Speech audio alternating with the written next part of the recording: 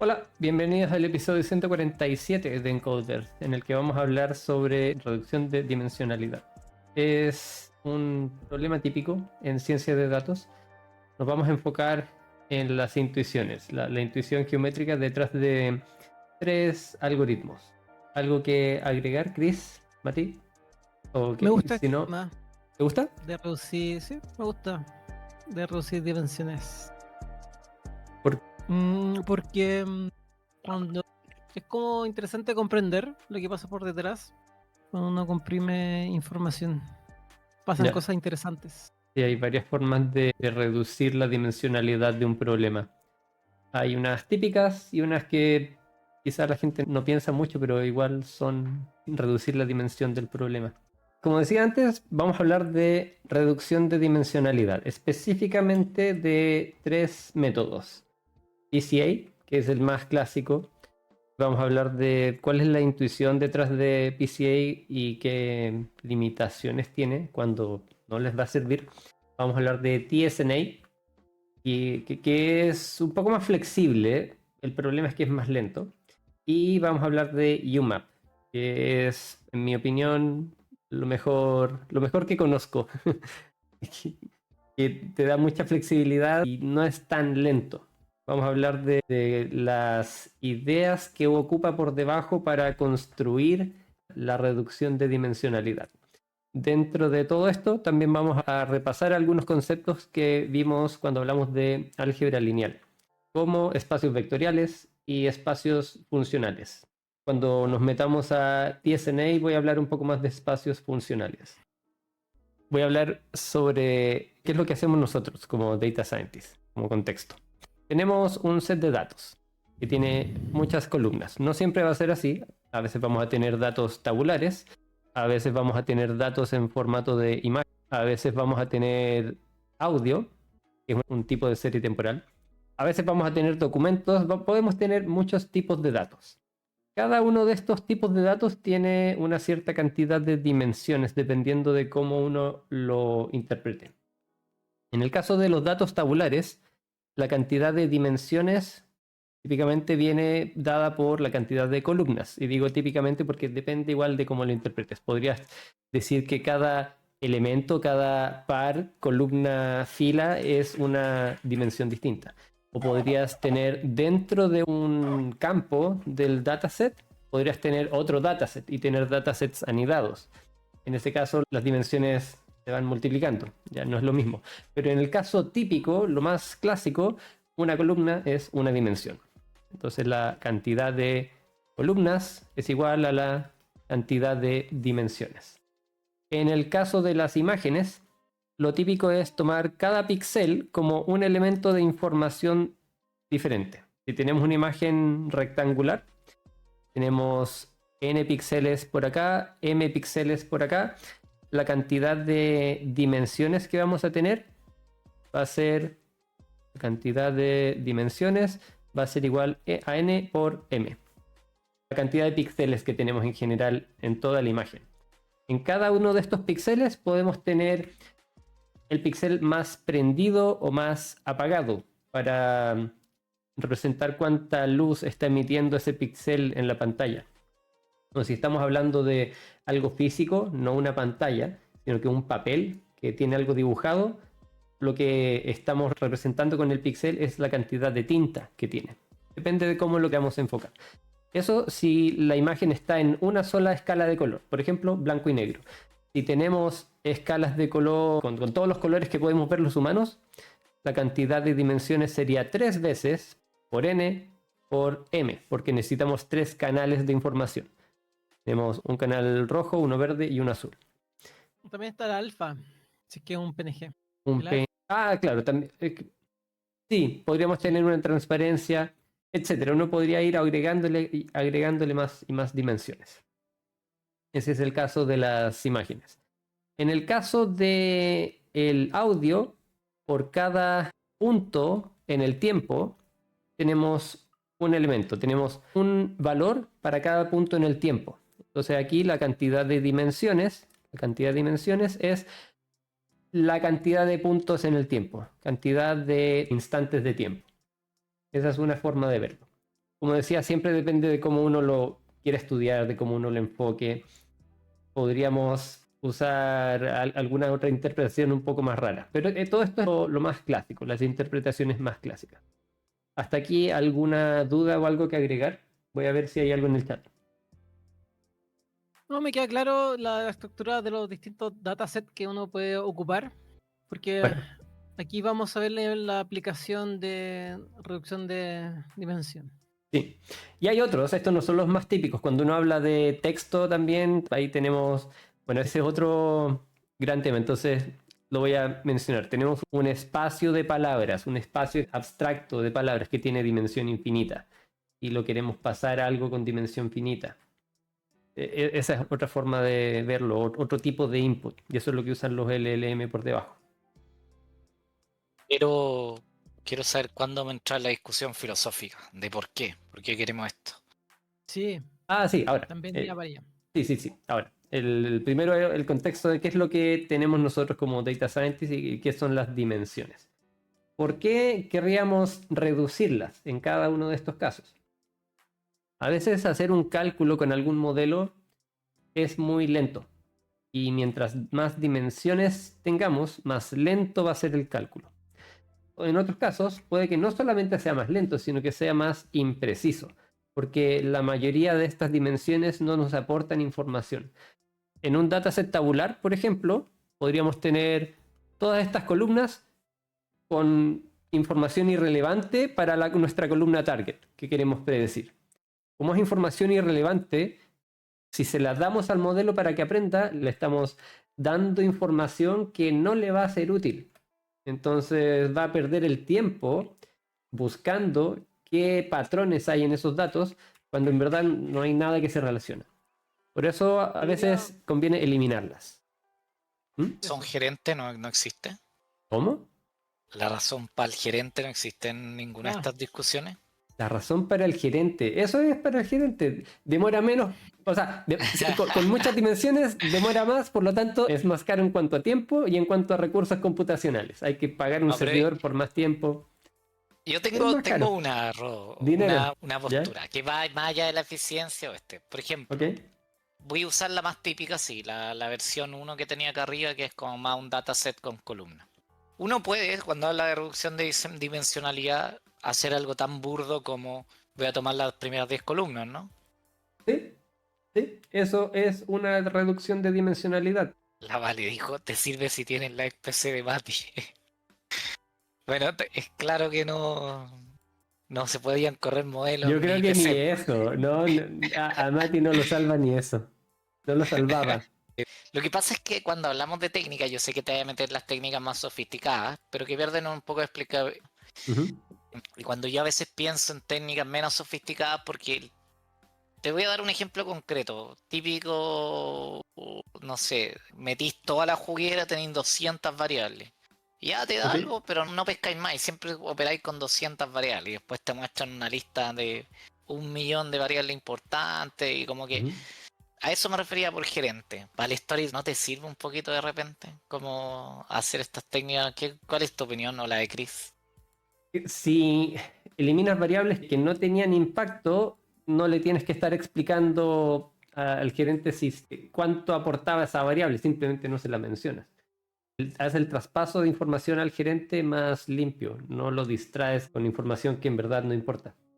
Yo pensaba que te referías, Mati, a que, oye, el gerente de 3 columnas sí que la elimino. Es como, ya no hago caso. Que yo creo que pasa. No, el jefe lo pidió, así que lo hago así. Y no me preocupo más que eso. Pero ya entrando en tema serio, tengo hartas columnas, harta información. Por un lado, esa información tengo que validarla. Igual al reducirla, vale, estoy pensando, ¿eh? En voz alta. Ujú. Entre más datos, más cacho igual. Porque es más fuente de información. Entre más datos, más problema. Traducción para los no chilenos. Sí, ¿y qué dije en chileno? Más cacho. Más cacho. Muchos.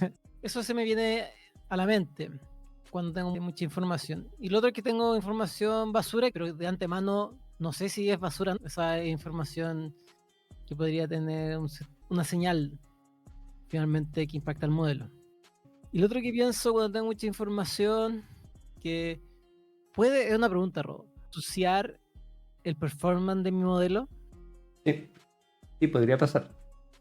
Porque le estás dando información al modelo para que aprenda que no te aporta, que podría haber información errada. No solamente puede que no haya información respecto a tu variable objetivo, sino que quizás por alguna casualidad haya una relación falsa. Entonces el modelo cree algo porque lo vio en el dataset de entrenamiento, pero en verdad no es algo que pase en general, fue algo que en ese momento. Entonces no es solamente Y lo otro- pérdida de recursos. Ujú, sí. Bueno, el performance, claramente afecta al performance tener más datos.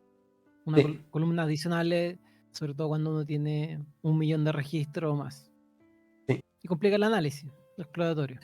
Eso se me viene a la cabeza cuando veo hartas columnas. Estoy sacando una foto a mi PC para mostrarlo después. Están abduciendo a Mati. No entendí por qué. ¿Eh? Abduciendo. Están abduciendo a Mati. No entendí por qué. Oye, qué gracioso que tengas. Ah, pero no se ve por el stream. Que tienes una foto tuya, Mati, en tu escritorio. ¿Cómo? Atrás hay una foto tuya. Ya. Ah, esta. Si Mati. queréis la muestro. Es Dale. una reliquia esto, mira. Buena, sí. Sí. ¿Qué tiempos? Pero, ¿sabéis por qué la tengo en el escritorio? ¿Por qué? Por la firma que está ahí. Buena. ¿Y por qué Sí. está firmado? Por el Jordan 23. Ah, verdad, sí. No sé Jordan quién es. Un músico de ópera. Ah, Música clásica. no sé si creerles. Algo, Obvio que algo no. me huele mal acá. Oh, sí, O- muy bien, obvio que- el robot está aprendiendo a no confiar en nosotros. Ya, sigamos. Huele de la ironía. Digamos, hablemos ahora específicamente de PCA, Principal Component Analysis. Y como introducción a PCA, voy a hacer un dibujo para de nuevo ir a la intuición geométrica, que es lo que más me importa en el episodio de hoy. Vamos a tener dos dimensiones solamente en este ejemplo para poder graficarlo fácil. Una dimensión x1 y una dimensión x2. Y estos datos están repartidos de esta manera. Claramente hay una línea aquí, podría ser una regresión lineal. Hay casos en los que va a ser más claro y en los que no va a ser para nada claro. Pero en este caso es bien claro que podemos hacer una regresión lineal. Que voy a dibujar con otro color. Imaginen que está derecha. Es complicado, pero bueno. Aquí tenemos dos dimensiones. Si yo le pongo una fórmula a esta regresión lineal, esta recta la escribo en función de x2 y digamos que esto es 1 más x1, tiene una pendiente aproximadamente de 1, digamos. Esta es la ecuación de mi recta, ¿no? Este era 1, ¿no? Entonces esto es x2, lo podemos escribir en función de x1 en estos puntos de la recta, no los puntos blancos. Si yo asumo que tengo esta relación siempre, voy a cometer errores. Los errores que voy a cometer son estas distancias, esas proyecciones de mis puntos reales a la recta.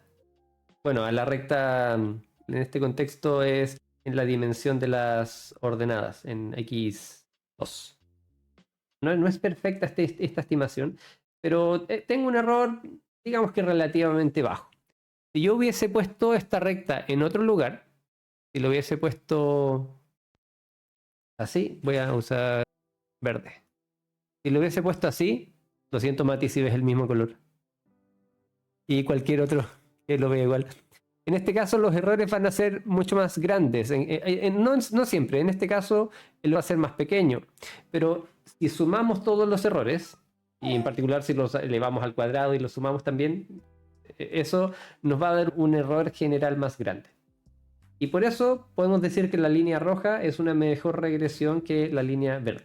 Lo que hacemos al hacer una regresión, no a través de este cálculo, pero intuitivamente es trazar una línea, calcular los errores y ver cuál es la línea, trazar varias líneas y ver cuál es la línea que nos da un menor error. Eso no es lo que hacemos en la práctica porque no necesitamos hacerlo. Es una serie de cálculos innecesarios porque la regresión lineal está súper bien estudiada. Entonces vamos directo a la solución óptima. Pero uno podría llegar a la misma solución como un problema de optimización Tenemos un capítulo de regresión lineal, ¿ah? Que lo voy a buscar. Sí, ahí lo puedes referenciar. Deja el link en YouTube y en Twitch, por favor. Entonces, esta regresión es una aproximación de los datos reales. Como mis datos se relacionan tan cercanamente y esta regresión es suficientemente certera, yo podría decir que X2 en verdad está de más, porque puedo recuperar X2 con suficiente precisión a través de X1. Por lo tanto, podría pasar de alguna forma de un problema de 2 dimensiones a un problema de una sola dimensión. Porque me basta con X1 y conocer esta relación, entender cómo se relacionan los datos. ¿Dudas o algo que agregar? Voy a ver si hay algo en el chat. Sí, porque aquí Estoy estamos revisando, pero no. tratando de Ya. entender el PCA y el PCA, por lo que veo, relaciona dos variables de forma lineal Sí, y eso es importante, es lineal. y no hay un PCA no lineal. No estoy seguro si hay un PCA no lineal. Yo diría que no, porque usa, para hacer todo el cálculo, usa valores propios y vectores propios de álgebra lineal. Como es álgebra lineal, tienes que hacerlo de forma lineal. Lo que podrías hacer es hacer transformaciones. Puedes tener una relación no lineal, hacer una transformación de tus datos para llevarlos de un espacio a otro espacio, en donde antes no eran lineales y después sí son lineales, y en ese nuevo espacio aplicas un PCA. Eso es algo que puedes hacer. Pero Esos igual trucos existe. suenan los trucazos de los que ocupan los matemáticos, ¿no? Siempre lo Es psicotruco matemático. Igual, igual alguien ya lo inventó. Non-linear Principal Component Analysis se llama. No me extrañaría. Pero hace algo como lo que yo dije, No sé qué hace, ¿no? Ya. en verdad. Porque Jamás lo había escuchado y no tengo la más remota idea de lo que estoy leyendo. Porque intuitivamente a mí no me hace sentido que se pueda hacer de forma no lineal directamente. Como decía, uno puede arreglárselas, uno puede hacer este tipo de cosas de forma no lineal. Pero no es la misma técnica. Algo tienes que cambiar para llegar a lo no lineal. Sí, estoy leyendo así a la rápida, hay como mucho Auto-Associative Neural Network, Autoencode, Non-Linear PCA. Sí, aquí estoy leyendo, le pregunté, mira, ya ni busco, le pregunté yo. O sea, lo puse en Google. Y aquí sale lo mismo, kernel trick, el trucazo. Ya, Se ya, llama- pero al final el kernel trick es cambiarse de espacio, ¿o no? ¿A eso se refiere? Sí, Ya, es más o menos lo que estaba diciendo. Ya, sigamos. sí, ¿Cómo sí. ¿Cómo podríamos quitarle una dimensión a esto? Basta con quedarnos con X1, lo que va a pasar es que vamos a quedarnos con estos datos, con las proyecciones. Eliminamos directamente X2 y vamos a obtener estos datos de acá, Oye, encontré en estos puntos. ¿Puedo mostrarlo? Perdón, que te Sí, interrumpa, voy a pero poner hay tu un pantalla. gráfico en que se ve clarito el kernel PCA. Alguien puso un ejemplo tan claro que se ve. Básicamente la explicación es a lo que tú decís, por línea recta. ¿Ya? Entonces los puntos viven ya. como en una línea. Sí, Y acá dice, obviamente no encontré recta acá, pero es evidente que hay una curva en 1D que así, cuando la línea de mi mouse, claro, que la reduce a una dimensión. claro. Y eso se hace con este kernel PCA, que son como con SVD o algo así que estaba diciendo más arriba el loco, no sé. De hasta un Ya. libro. Está tomado del Bishop Pattern Recognition Machine Learning Textbook, figura 12.6. Pero me parece obvio que la extensión es natural, pues, porque efectivamente tú, como bien decís, esto en otro espacio se ve como una recta, es evidente. Po. La típica intuición matemática que nos enseñan que si la cuestión está así y mientras la podáis deformar linealmente, entonces existe una transformación que hace eso, que al final es agarrar como el hilo y hacerla así nomás. Si no la sin nudo, cosas raras, no, siempre se puede hacer esa transformación. Sí, Así que Ese libro es clásico. sí, clásico. Yo no lo he leído, pero sé que es clásico. Entonces lo que vamos a usar como nuestra única dimensión, la dimensión que nos va a importar es esta. Le voy a llamar E1, E de principal componente. Esta es mi dimensión, la dirección que me va a importar. Porque a lo largo de esta dirección puedo proyectar ahora no hacia abajo. No me quedo con las proyecciones en X1. Me voy a quedar con las proyecciones en P1. Estas proyecciones. Estoy proyectando ahora de forma diagonal, en donde las distancias van a ser menores, por lo tanto los errores van a ser menores. Estas proyecciones nos dan una medida del error. Y esta recta, esta dirección, es la dirección que minimiza el error de las proyecciones. Perdón, cuánto estás proyectando, la distancia que estás proyectando, que en el fondo es el error que estás cometiendo entre tu aproximación y los datos. Junto con P1 vamos a tener una dirección perpendicular, que vamos a llamar P2, que es nuestra segunda componente principal. Cualquier punto en el espacio, digamos que este punto, lo podemos escribir como y X2, como un par ordenado X1, X2 en el espacio. O también lo podemos escribir como un par ordenado P1, P2. Solamente estamos tomando el eje de referencias y lo estamos rotando en este caso. Estamos rotando y trasladando. Nada más. ¿Sí? Hay una acotación en el chat que me parece interesante para los que son más matemáticos. ¿Ya? O sea, que quiero dar mi opinión en realidad, antes de que sigáis con la rotación que estabais Dale. haciendo. Ahí si no se va a perder en realidad. Camus decía, para no lineales, que es lo que estábamos hablando recién, que acá, como bien Ro la dibujó súper chueca, pero es una recta. Sí. Que la recta que está mirando, acabamos de decir que hay reducciones que no son rectas, son curvas y hay que hacer ciertas transformaciones y una de ellas se llama Kernel PCA. Y dice Camus, para no lineal se necesita métodos numéricos como Runge-Kutta 4 si no estoy mal. Y aquí quiero hacer una cosa de mi espíritu matemático, que ¿Ya? como varias veces lo decimos en este stream, son cosas que no se le dan. Diría que es lo más difícil que digamos como en Machine Learning de alcanzar como la teoría. Y obviamente yo estuve muchos años de mi magíster estudiando métodos numéricos, por si acaso, porque mi tesis se trataba de resolver las ecuaciones de Stokes con estos métodos numéricos esencialmente. Y algo que les quiero transmitir en realidad es que para mí eso es puro, o sea, que use métodos no lineales o métodos de resolución, Runge-Kutta, diminish, no sé cuánto, bla, bla, bla. Yo, como que mi pensamiento es como pierdanle el miedo a esas cuestiones, porque a mi parecer, por qué todos estos métodos fueron populares en su tiempo y todo, es porque lo que dijo el Rob en un principio, casi todo esto tiene solución exacta. Lo que pasa es que cuando uno se mete en lo no lineal ya nunca esté exacta, pero como que a mi parecer muchos de los métodos que usamos siguen teniendo ese como, queremos esa como que uno puede implementar, como invertir la matriz y listo, pero en la realidad como que la mayoría de las cosas útiles no se puede así nomás. Pero hacer un método de resolución numérica en realidad no es más que programar un algoritmo, darle play y que converja. Y si no converge, filo nomás. Pero gran parte de las veces uno puede hacerlo converger nomás. Entonces, encontráis los valores y muchas veces podéis reemplazar para saber si estáis cerca. Y ahí los matemáticos se desgastan haciendo convergencia y diciendo que la cuestión tiene solución única, existencia y un montón de cosas que les gusta tener a los métodos y lo estudian a cabalidad. Pero como que siendo práctico y después de años estar trabajando, como que se resuelva de manera numérica no me parece, pero en lo absoluto un problema, en verdad. Si la técnica es útil, funciona, dele. No porque esa cuestión de que sea exacta es como una cuestión de que, claro, antes no tenían PCs y eso era lo que pasaba. En los años 40, 30 no podían programarte una cuestión. Entonces necesitaban método exacto. Por eso es tan popular, pero a día de hoy tenemos máquinas que son ultra potentes, entonces es como eso. Mati, para los mortales como yo, ¿quieres decir?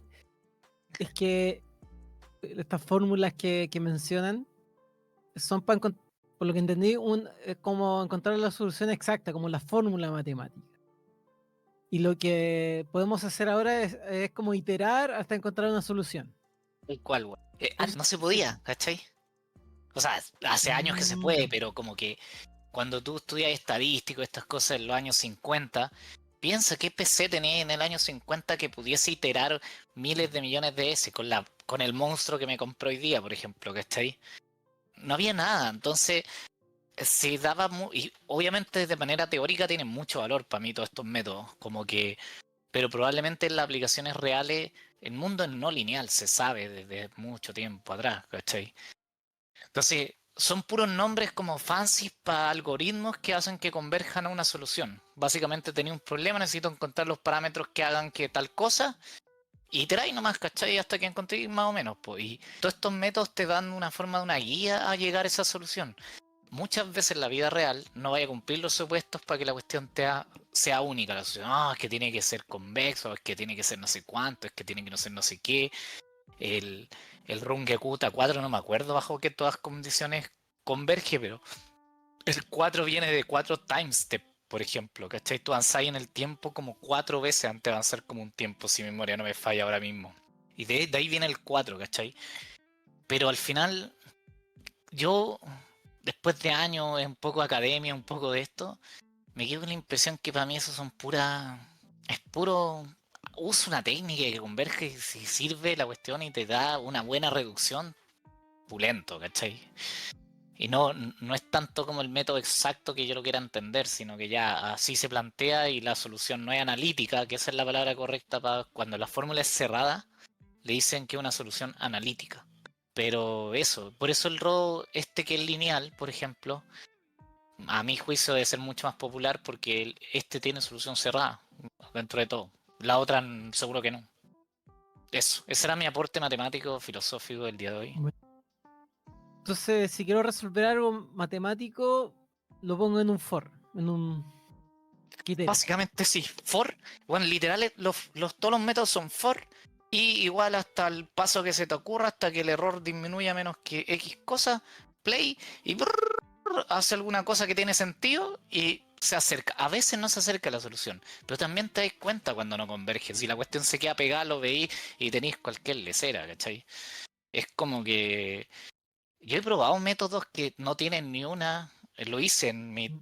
¿Tú crees que yo podía probar que las ecuaciones de Navier-Stokes cumplían una de las condiciones? No, ni siquiera está probada y lo usamos igual, ¿cachai? Es literal el problema más famoso que no tiene ninguna prueba de existencia ni solución y nosotros igual hacíamos métodos numéricos y la cuestión da cosas que tienen sentido, ¿cachai? Y a veces no, pero bueno, era obvio porque estáis viendo el agua y de repente para arriba una cuestión que evidentemente no fue a ningún lugar coherente. Entonces, es un poco la enseñanza de como que a nivel, como que muchas veces basta con la intuición y no está tan mal no saberse quizás cómo funciona el método por detrás, ¿cachai? Bueno, Mientras converja y tú lo intuitivamente lo veáis que convergen, va a ser muy raro que te pase lo Siempre y otro. cuando alguien haya probado antes que converge suficientemente bien y todo ese tipo de cosas. Lo ha Claro, hecho antes. Y ahí ya puedes confiar. como nosotros no investigamos, usamos lo que ya la gente probó que funciona para los mayores casos. Alguno Claro. de esos seguro te funciona, ¿cachai? Sí, obviamente estáis investigando métodos numéricos y estáis en un problema específico. Te van a obligar a tratar de probar algunas cosas, que el operador tiene ciertas propiedades y cosas así, pero pues siento que para nuestro ámbito hay que conocer el método, la intuición. Por eso yo decía, esto lo estiráis y Sí. cómo se resuelve y listo, Sí. dale. La intuición para mí es lo más importante. Esta dirección, además de ser la que minimiza las proyecciones, es la que maximiza la varianza en la dirección. Eso significa que nosotros proyectamos cada uno de estos puntos a esa dirección, a P1, vamos a terminar con muchos puntos esparcidos. O sea, la varianza de los puntos proyectados va a ser alta. Va a ser mucho más alta a esta otra proyección. Si es que tomamos los puntos y los proyectamos aquí a P2. Si proyectamos todo esto a P2, van a estar muy concentrados en esta región. La varianza es mucho menor que en P1. Y por eso nos interesa más P1, porque estamos buscando la dirección que maximiza la varianza. ¿Por qué nos interesa eso? Porque si hay más varianza, estamos separando más los datos. Si separamos más los datos, nos dan más información. Tenemos mayores posibilidades de encontrar divisiones, quizás entre los datos, o algún tipo de patrón. Cuando todo llega a un mismo punto o muy cercano, no hay mucha información porque no puedes discernir, no puedes encontrar diferencias entre los puntos. Por eso nos interesa encontrar la dirección de máxima varianza. Y si necesitamos reducir la dimensionalidad no a una dimensión, sino que a, digamos, n, donde n podría ser 20, reducimos de 100 dimensiones a 20 dimensiones. En ese caso vamos a quedarnos con las 20 dimensiones que maximicen más la varianza. Vamos a tener un listado rankeado por cuánta varianza hay proyectando los puntos a esa dirección y nos quedamos con las 20 primeras. Eso es lo que hacemos con PCA cuando queremos reducir a una cantidad igual relativamente alta. Eso no nos va a servir para graficar. Si tenemos 20 dimensiones no nos va a servir para graficar, pero para hacer los cálculos sí nos va a servir. Esta dirección es una mezcla de x1 y x2. No estamos escribiendo x2 en función de x1, las estamos mezclando. Estamos mezclando y creando una nueva dimensión. Eso nos permite obtener información de dos columnas. Digamos que x1 era una columna, x2 era otra columna. Lo juntamos todo en una columna, pero esa columna sigue teniendo información de ambas al mismo tiempo. Y lo ideal es que tiene la mayoría de la varianza. Vamos a poder capturar la mayoría de la información en esa variable. Esta varianza la podemos calcular. Rodo, ¿Sí? creo que me voy a saltar como 3 pasos con esta pregunta, pero se me viene en la mente. Me ¿Ya? quiero sacar la duda. El objetivo de entrenar un modelo es que este modelo pueda generalizar. Sí. Porque lo contrario de generalizar es que ocurra un overfitting. Entonces con esto veo que si aplico un PCA a mi dataset que tiene, no sé, 100 columnas, como que hago esta comprensión de información y puedo obtener una mejor generalización del problema Sí. o disminuir la probabilidad de que... Sí, mientras más dimensiones tengas, tienes más riesgo de porque puede que haya mucha información en todas esas dimensiones que no te aporte información. Sin embargo, tú lo estás metiendo al modelo para que el modelo igual aprenda de eso, pero quizás no importa. Al reducir dimensiones, ya sea con PCA de otra forma, en general deberías reducir el riesgo de overfitting. Obviamente hay casos en los que vas a reducir la dimensionalidad y vas a tener más overfitting. Siempre uno puede encontrar contraejemplos de esos, pero en general es útil para eso. Bueno, Ya, lo que estaba diciendo es que tienes varianzas. Cada una de estas dimensiones va a tener una varianza. A esta le voy a llamar B2 y a esta de acá B1. A toda esta varianza de acá. El total de la varianza es B1 más B2. Entonces yo podría decir que B1 tiene un cierto porcentaje de la varianza en total. Y este número lo puedo usar para rankear. Puedo tener P1, P2 y así sucesivamente hasta, digamos que P20. Mis principal components, mis componentes principales, las 20 primeras. Y cada una de estas tiene una varianza. Varianza 1, varianza 2, que van decayendo. Uno ordena por esta cantidad, para quedarse con las dimensiones que tienen mayor varianza almacenada. Y eso significa mayor información de alguna manera, es como mayor entropía. Los datos están más desordenados. Cuando uno habla de entropía, uno habla de desorden. Entonces, algo con alta entropía tiene alta varianza. Y eso es lo que nos interesa a nosotros, que los datos estén esparcidos para poder diferenciar mejor ciertos grupos. ¿Hasta aquí alguna duda? No, dale no, bro. ¿No? Ahora voy a hablar un poco. Esta es la idea, esta es la intuición. Para mí es lo más relevante, lo que quiero que les quede más claro. Si quieren ver los detalles del cálculo, de cómo se hace esto, voy a darles la intuición también de cómo uno llega a esto. Y voy a recomendarles un video. El video de YouTube. Que ya lo he mostrado antes. Steve Brunton tiene muy buenos videos explicando conceptos matemáticos o físicos y muchos de estos son aplicados a datos. No siempre, pero tiene varios que sí. En este ¿Sí? video... ¿O en qué? ¿Qué? ¿Qué idioma es ese? Esto es francés. Analyse en composante principal. ¿Pero tu YouTube está en francés? Mi Google está en francés.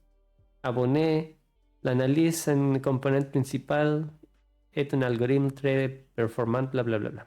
Siempre tengo mi Google en francés para no olvidarlo y practicarlo, leerlo, estar como inconscientemente expuesto al francés en todo momento. Digamos. bueno. Aquí él habla de cómo uno calcula esto. Usa una descomposición llamada... Acá tenemos un dataset X que tiene filas. un dataset tabular. A este dataset le restamos el promedio. O sea, calculamos el promedio de los datos en general. Esto es una matriz. Entonces, para cada dimensión calculamos un promedio y eso lo expandimos a una matriz, que es una matriz de promedios. ¿Para qué sirve esto? Es para tomar nuestros datos originales y centrarlos. Cada una de estas dimensiones las estamos centrando en cero. Es lo que hace cuando normalizamos datos, cuando restamos promedio y después dividimos por la varianza, ese tipo de cosas. Lo que estamos haciendo ahí es centrar nuestra distribución en cero, que muchas veces asumimos que es gaussiana, pero a veces sí, a veces no. Y después lo llevamos a una desviación entre 1. Aquí estamos haciendo algo así, pero solamente centramos. Centramos los datos, a esta matriz le llamamos B. Y a esta matriz de datos centrados le calculamos la matriz de covarianza. Se calcula tomando la matriz y multiplicándola por su respuesta. Bueno, tomamos la respuesta y la multiplicamos por la matriz. Esa es la matriz de covarianzas, que nos indica en la diagonal la varianza de cada una de las dimensiones y en las componentes que están fuera de la diagonal las covarianzas de una dimensión con respecto a otra. Esa matriz le hacemos un análisis de vectores propios y de valores propios. Y esto, mucha relación con lo que decía antes de la intuición. Lo que estamos buscando en Principal Component Analysis son las direcciones de máxima varianza. Por lo tanto, para encontrar esas direcciones de máxima varianza, necesitamos de alguna manera llegar a la varianza de cada una de las dimensiones. Eso lo calculando la matriz de covarianzas. La matriz de covarianza tiene esa información. Entonces, esa es la matriz a la que le calculamos los vectores propios y los valores propios. Cada uno de los vectores propios nos va a dar una nueva dirección, que van a ser nuestras componentes principales. Vamos a ordenar y vamos a tomar las primeras que van a ser nuestras componentes principales. Y las ordenamos usando los valores propios. Mientras mayor es el valor propio, mayor es la importancia, es como el largo de este vector propio. Esa es la forma de llegar a esas direcciones en la práctica, en el cálculo. Eso es lo que pasa por debajo cuando uno usa algún método que calcula PCA. Eso es, calcula la matriz de covarianzas, hace un análisis de valores propios y vectores propios, toma los primeros vectores propios y se queda con esos. Sí, hace rato no había PCA, no me acuerdo si eso te da la misma cantidad en inicio que la cantidad de columnas, ¿no? ¿Te da la misma? O sea, sí, la reducción. Sí. La reducción de dimensionalidad la haces después. Tú con PCA tomas tu base puede ser una base canónica ortogonal que es una flecha hacia un lado, otra flecha perpendicular, y así cada una de estas flechas perpendiculares en las direcciones estándar. Por ejemplo, en la dimensión x1, en la dimensión x2, en la dimensión de cada columna. Es lo típico que uno usaría. Tomas una columna y tratas esa columna como una dimensión. Tomas otra columna y tratas esa columna como otra dimensión. Esa es la base que uno ocupa en general por defecto. Lo que hacemos con PCA es cambiarla. Y tomamos una base y la rotamos, la transformamos.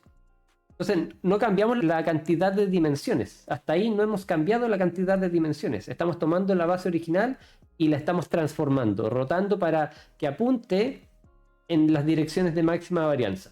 Una vez que ya hicimos eso, en donde pasamos de un problema de n dimensiones a un problema de n dimensiones todavía, ahí nos quedamos con las primeras m. Cortamos de 100 a 20, por ejemplo, o a lo que sea.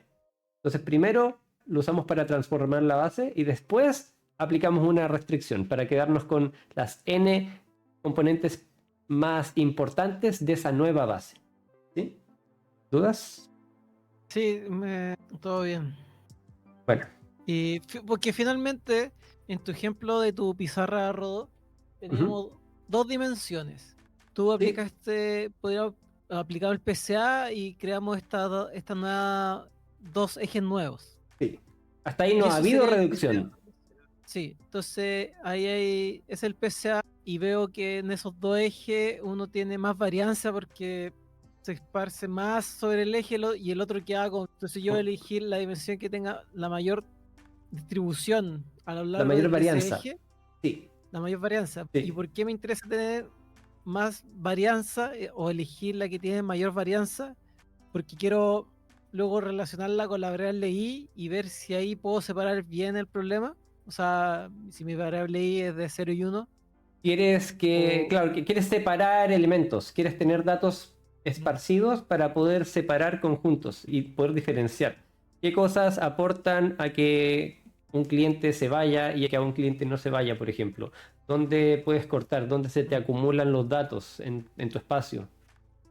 Para eso necesitas que estén separados. Si están todos juntos, no vas a poder separarlo bien. O quizás la separación va a cometer muchos errores.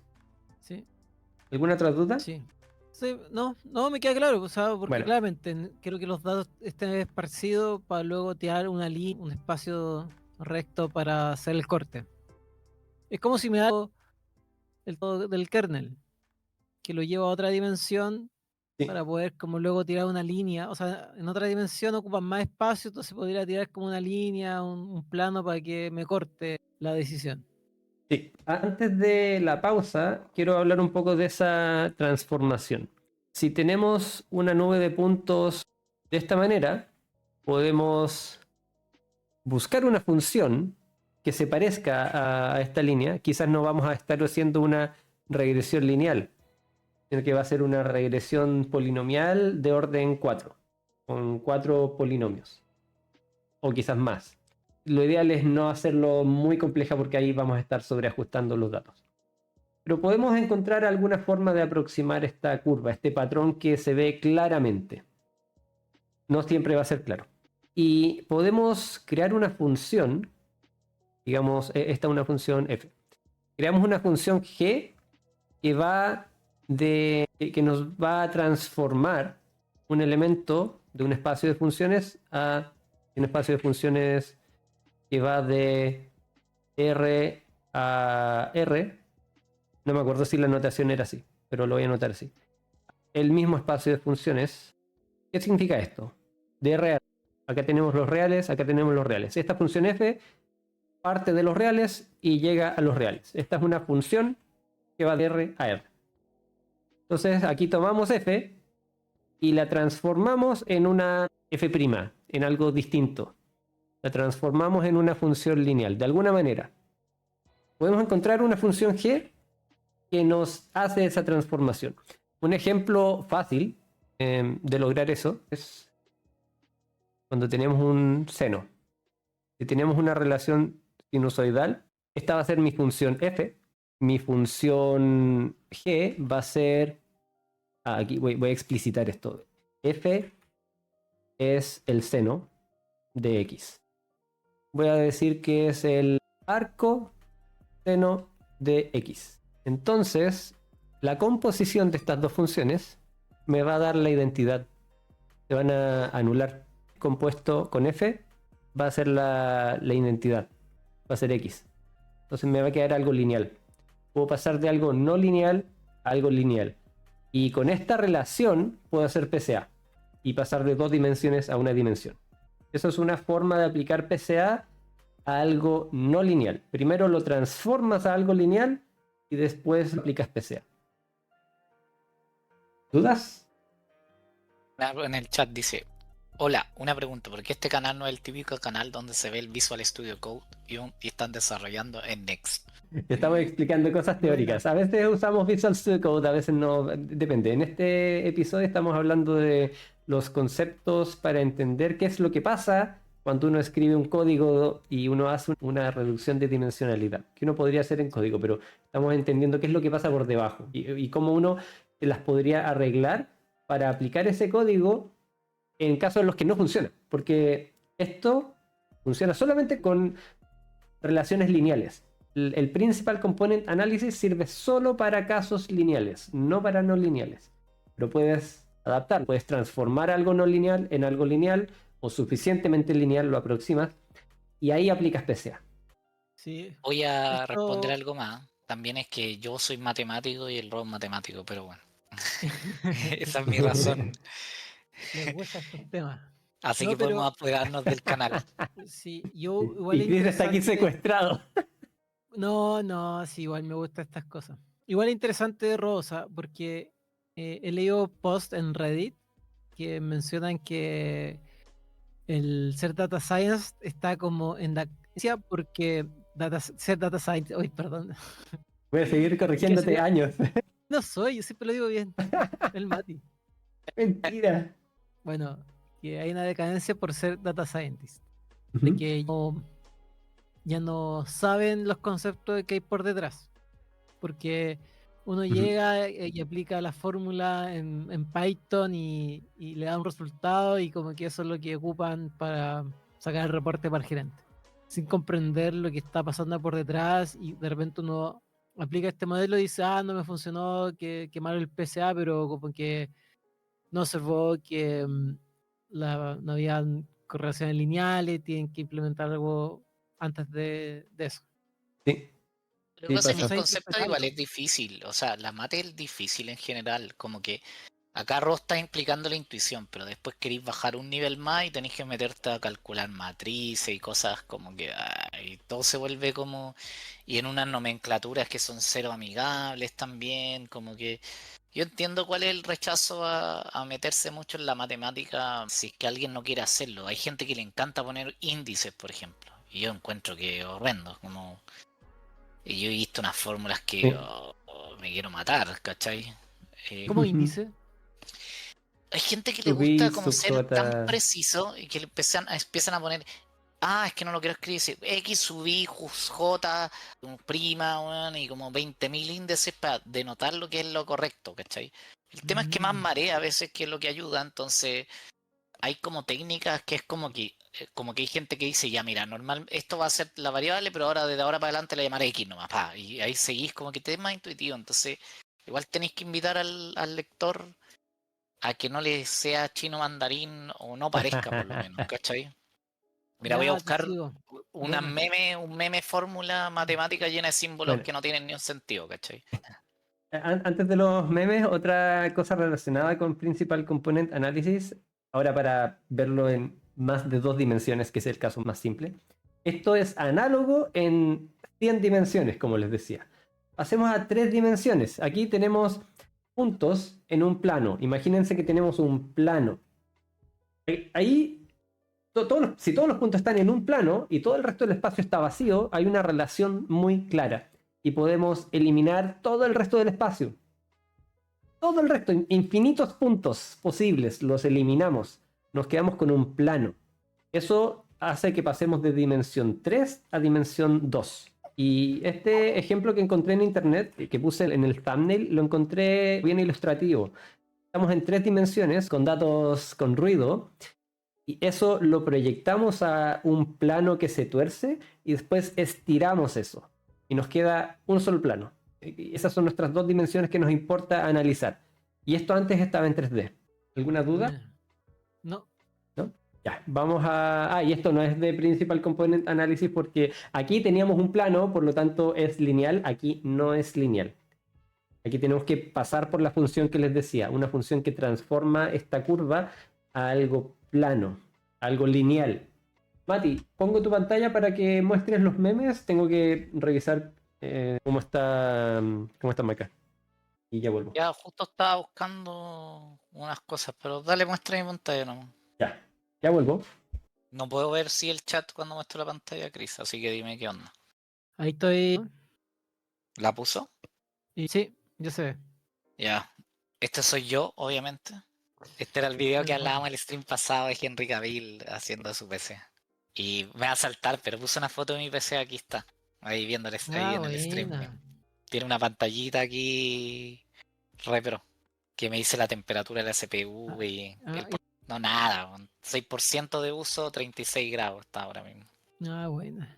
Por Qué 40 buena. grados no sube. Tengo una GeForce, ahí está la esta, y los típicos ventiladores con LED y, bueno, y una ¿Suena fuente harto? ¿Cómo? ¿Suena harto? No, suena re poco, weón. Buena. Sí, porque mi notebook suena caleta, así, como si fuera a despegar. No, Y debe estar como a 60 grados. no suena De nada, de hecho, hecho. buena. De hecho, mi computador yo creo que lo toco y creo que puedo hacer un huevo frito encima. ¿Pero tú tenías un tarro o tenías un notebook, weón? ¿Y cuándo el tarro, weón? No, que yo muevo harto mi PC. Voy con la pega, voy ocupa harto la movilidad. Oye, no No, se no. notó, pero mira acá en mi ¿alcanzáis a ver dónde tengo la manito? ¿Sí? Compré una RAM con LED para darme color. Y resulta que ¿Ya? esta cuestión que tapa la CPU, que el ventilador las tapa, pues, weón, y no se ve. 10 lucas más por rampa que no se viesen, weón. Excelente. Qué mal. Así que nada. Bueno, voy a ir con los memes. Un poco igual a lo que estaba hablando, ¿ah? Que como son conceptos matemáticos, son más difíciles de digerir. Sobre todo porque Robo está implicando la intuición, pero si se fuera a explicar lo de la matriz de covarianza, sacar los vectores. Porque ya una vez que uno hace todo eso, como que Robo dijo intuitivamente, ya la matriz de covarianza tiene varianza, pero a un matemático te pregunta ya, pero tenéis que probarme que ese es el de máxima varianza. No te basta con la intuición, tenéis que demostrarle que no puedo encontrar otro en el fondo, ¿cachai? O demostrar de alguna forma que esa construcción te lleva necesariamente al que tiene máxima, ¿cachai? Y O sea, que ese truco, ese cálculo, te lo lleva a te cambia las dimensiones, pero no te asegura que sea el máximo. Puede haber otra combinación, a priori no, po. No hay ninguna razón para creer que eso es lo que te lleva al máximo. Tenéis que demostrarlo en alguna forma. Y los planteamientos pero, generalmente lo hacen, po. pero yo pensé que ya estaba comprobado para el Sí, PCA. sí, sí, sí, está demostradísimo. Demostradísimo, pero lo que voy es que si tú querís profundizar, te entopáis con eso, igual que una regresión lineal, como que tú sabes cómo despejar la solución, pero ¿cómo pruebas que es el que minimiza X cosa? Y eso se hace en realidad con demostraciones o el planteamiento mismo te lleva a esa única solución. Es como resolver una ecuación finalmente, ¿cachai? Este otro meme, esto es lo que hablaba el Rodo, pues, que se supone que uno ordena y lo que uno quiere es esto, pues. Porque si siguieron la idea de Rodo, uno quería sacar componentes que tuvieran mayor varianza y por ende tenían mayor poder explicativo, así corto aquí, tengo gran parte de la varianza explicada. Y resulta que esto es como el Titanic, pues uno espera esto, la realidad es esto, o sea, son todos iguales, o sea, al final mi transformación valió absoluto. Sí, lo he visto. Eh, Retrocedí varios años en mi mente y sí, como viendo el PCA Esto es como y los no es tan Titanic, bonito. pues, Titanic aquí. Sí. No vida real, esta weá. Entonces al final tu técnica no sirvió para nada. Si veis esto que las varianzas son más o menos iguales, quédate con las variables originales. Porque esto ni siquiera lo puedo explicar. Four dimension in math, four dimension in physics. No sé si entiendo esto, pero Sí, bueno. cuando uno trata de resolver un problema de 4 dimensiones en matemáticas, es rudo. En física es muy rudo. Y en Machine Learning es pan de cada día. Aquí uno trabaja con 100 dimensiones, 1000 dimensiones. Le Esto es pierdes lo el que yo te miedo a las decía dimensiones. de notaciones. Y esta la entiendo, es simple igual, ¿cachai? Pero esto está bien escrito para mí.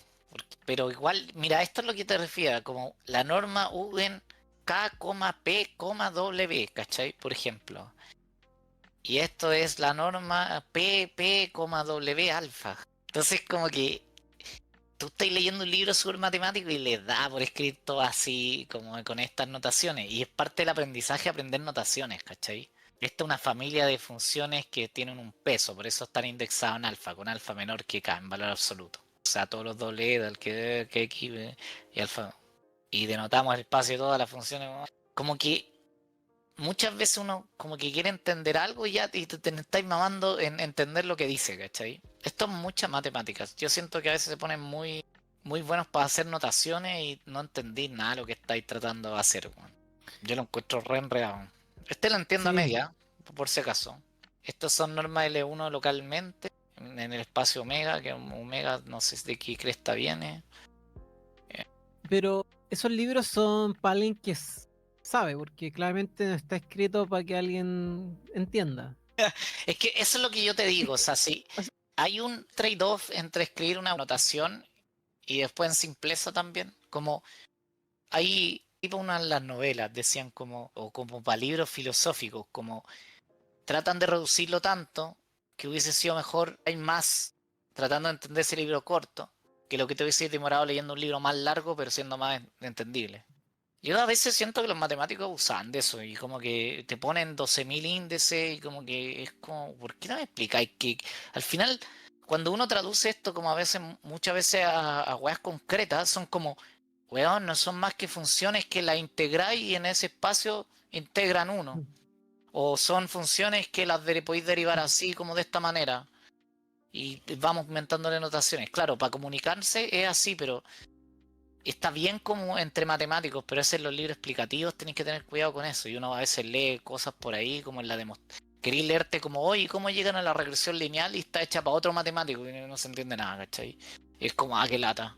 Oye, me gusta. ¿Y tu postura en la industria matemática? ¿Cómo se No, ve? pésimo, a ellos les encanta ser formal y a recagar, weón. Más securí, más, con más progres y entre más brígido escribáis la anotación. Sí, a veces yo lo veía, no todos, pero alguna gente sí, weón.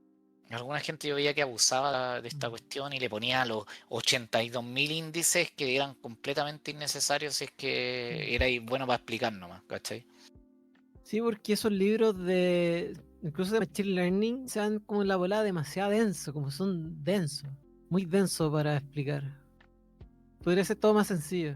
Yo a veces creo que puede ser más sencillo. Hay cosas que no podéis salvarte, ¿cachai? Como que hay cosas ya escritas, esto es norma, ya ok, esto es la norma, no hay nada que hacerle, cabrón. Hay cosas que hay que aprenderse, obviamente el concepto de linear space hay que estudiarlo, ¿cachai? Un espacio lineal normado hay que estudiar qué es eso. Esta es la norma en el fondo definida así, pero como que, según yo, también me pasa que yo he tomado libros de matemáticas que lo encuentro excesivamente denso. Tomo otro que simplemente está mejor explicado y explica exactamente lo mismo. Entonces, sí tiene que ver un poco con la forma en que queréis comunicarlo, ¿cachai? Y eso es eso nomás, como que yo soy del approach de que en realidad el balance no está como en el medio, como que hay que explicar hay que sobreexplicar algunas cosas para que se entienda nomás y después seguís, ¿cachai? Y te hace el libro más largo quizás uno vende, no sirve, como hay un interés igual por la editorial de que no sea excesivamente largo quizás, no sé, bueno. Hay otros motivos según yo, no es solo lo que yo estoy diciendo. Ni hablar de los papers, fíjate que los papers están escritos para gente que lleva como 1000 años estudiando y uno quiere leer un pequeño conceptito y no se pueden leer porque te refieren a 50.000 cosas y a veces una wea cuando ya lo entendí, es como cuando yo hablé del paper del Sol Unit y para mí había un concepto clave y todo el resto era puro aire, ¿cachai? De paper, ¿no? El concepto era bueno, pues, pero como está escrito tampoco es mucho más fácil que alguien desarme el paper y lo haga educativo que lo que en realidad quería. Y lo entiendo igual, no sé si una necesidad que ellos lo hagan como para que uno lo entienda. Al menos del paper está bien, ahí me los compro, pero en libro explicativo, un buen libro para mí también tiene que lograr hacértelo entender como si fuese nada. Voy a extrañar el letrero, Mati. El Ah, letrero. Sí, el de Monwell. Ah, me veo un poco para espera, arriba así, ¿cómo me subo? quizá que quedaste Debería muy bajar un arriba, poco. pero Estoy muy arriba, me bajo un poco. sí, yo creo que ahí está bien. ¿Y el letrero está en otra parte, en otra pared? Ah, sí, está en otra pared. ¿Lo vas a mover? No lo voy a mover. Ya. Para los Voy a que... tener que mandarte con OBS un mono culiado acá photoshopeado. Puede ser. Para los que Pero igual no no... se veía en la otra cámara, pero ya están acostumbrados a ver mis juegos de mesa o cosas así. Sí, pero no sabía. Entonces cuando lo mostrabas era porque apuntabas la cámara en esa dirección. Igual se veía, según yo. Al menos yo lo veía. Veía como en los que cuando me ven por Ah, video. ya, claro, porque está cortado para centrarlo más en tu... Ya, ok, puede ser. Bueno, Para los que no entienden de lo que estamos hablando, Mati al fin se compró un PC nuevo. Es un milagro. El día ha llegado. Y ahora lo estás estrenando, ¿cierto? Ahora sí estás en ese computador. sí, po. Ya. De hecho, ahora te puedo compartir pantalla y mostrarte mi... Mira, podía hacerlo, ¿no? ¿Poner tu pantalla? Sí. Sí. Ahí Supongo que está. aquí no muestro nada sensible. Uf, ¿Cómo pongo mi spec? demasiado. Creo que ahí, o sea, no sé, tendría que agrandarlo. Ah, es que estoy viendo Twitch, así que espérenme un poco. Sí, Ups. Ese es el único ups, en efecto efecto. todavía que tengo una pantalla nomás, ¿cachai? Ya. Entonces no puedo ver lo que está pasando en Twitch y compartir. Pero ya tendré pantalla nueva. Se ve muy chico. Pero alcanzo a leer Windows 11. Ahí me compré un i7, tiene 28 CPU. Tengo 32 de RAM. No tengo como RAW. ¿Cuánto tenéis tu RAW? Como 1.000.000, ¿o no? 64. 64. Ah, ya. Tengo 32. ¿Cuánto Ya. tenéis tú? 32 igual. Eso es lo Me compré esta normal. tarjeta gráfica. Una Nvidia GeForce Con RTX 8 de... Sí. No me fui para correr el LM, la verdad. Sí. Necesitas, ¿cuántos? Según el capítulo pasado, como 200.000. Con 32 o 24 se puede correr algo, pero algo que no vale la pena. No, Sí. demasiado caro. Así que simplemente presta. Sí. Yo Y voy a- nada, po, y aquí está mi Task Manager que está todo andando correcto esta Nada vez, ¿cachai? colapsando. Todo, Sí, todo corriendo fluido. buena. Así que todo bien por ahora. Ahora vuelve, quita mitad pantalla, si no te voy a colapsar el Twitch en un loop infinito. Ahí estamos de vuelta en la escena con los tres. Hoy tengo una invitada especial. Está acá. Es que escuchan algún llanto, lo siento. Pero ahí estará un rato. Aunque cuando la pongo en el fular se duerme de inmediato. Quizás después de 5 minutos se queda dormida. Es casi mágico. Es impresionante. Buena. Va a ser la cuarta integrante de Encoder. Yo creo que en un mes más Nah, empieza a producir material. no, no. Primero desde los cero. Claro. A lo más Ese va a va a ser el opinar, tengo hambre. A su manera. Vamos a esperar Ujú. unos minutos más antes de comenzar. ¿Qué ibas a decir, Chris? Eso mismo, Ro, que podríamos comenzar. No sé si alguien quiere comentar algo. El Esther está diciendo es el latido de tu corazón. Sí, eso la tranquiliza. En general eso tranquiliza a los bebés. A ¿Tienes veces, corazón? sí, a veces no se queda dormida en la cuna. No podemos hacer que se quede dormida ahí. Quiere estar con nosotros, como abrazada con nosotros. Así que lo que hago es tomarla y dejármela en el pecho. Y ahí se queda como tirada. Y como yo duermo como momia, no me muevo nada durante la noche, no es problema. En general eso podría ser un problema si es que uno se mueve mucho, uno puede aplastar al bebé, pero yo siempre duermo como estatua. Cierro el ojo, me despierto y listo. Así que muchas noches ha pasado así, más o menos como está en el fular, pero en la cama.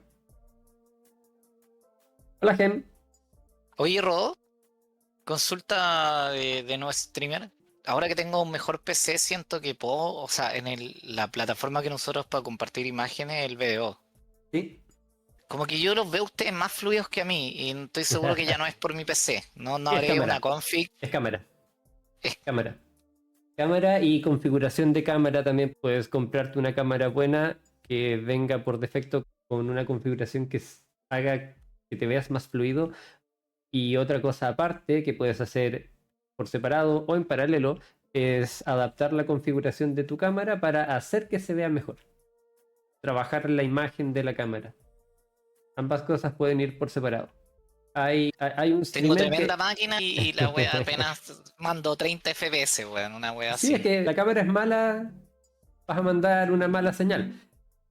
A menos que la modifiques bien. Hay un youtuber que a mí me gusta mucho, se enfoca en equipo para streamer. Y una de las cosas en las que tiene mucho énfasis su canal es en la imagen. Hace reviews de cámaras, reviews de distintos micrófonos y después explica cómo uno puede con un micrófono o una cámara de baja calidad llegar a una calidad decente. Solamente tuneando, no comprándose algo más caro. Y es bien bueno, se llama Harris Keller, creo que era, no recuerdo bien. Y es de los más populares de contenido para streamer. Yo creo que les digo Harris y el que esté en el mundo dice, ah, ok, él. Lo buscas en internet y listo. Me quiero ver fluido, pues y siento que esta es la cámara, porque no es. No, el PC está con. La GPU está al 7%, la CPU al 17%, ¿cachai? Memoria 10%, 30%. Mi El, PC está nada, de hecho, cero exigido. Creo que van a pasar 3 años más para que veamos el Mati con una nueva cámara. Primero al no me monitor, extrañaría. no te voy a mentir, no te voy a mentir. Mm. Sí, prioridades. Antes de tener su micrófono ultra pro como ustedes de streamer. No, pero estoy invirtiendo, Chris. Yo creo que antes voy a invertir un buen micrófono o buena cámara, ¿cachai? Sí, O buena. sea, no sé si bueno, digámosle decente. Tampoco quiero una web ultra pro. Micrófono Shure está diciendo Nameless King. Ese te podrías comprar, Nat. Hay varios buenos. Yo tengo uno, el Pero gato, y me funciona súper bien. el que menciona el clásico, que lo tenía, el que entrevistamos hace Sí, 2 semanas, que es el clásico de los podcasts. Carísimo. Vale Sí, po. como No, a lucas, po. no el que 400, $500 sale. Este que estoy viendo en Amazon. Shure Sí, SM7B, micrófono dinámico sí, cardioide. sí. $400. No, Nah. mira, pero se paga. Compráis ese micrófono, Pero mi voz la pone más profunda o algo por lo menos. llegamos a 1000 usuarios de una. Como que no sé. Yo sé que mi tono de voz no es el más perfecto para hacer podcast, por si acaso, pero si ese micrófono lo hace, tal vez vale. Es configuración del audio. No necesitas un micrófono mejor. Ayuda, pero no es necesario.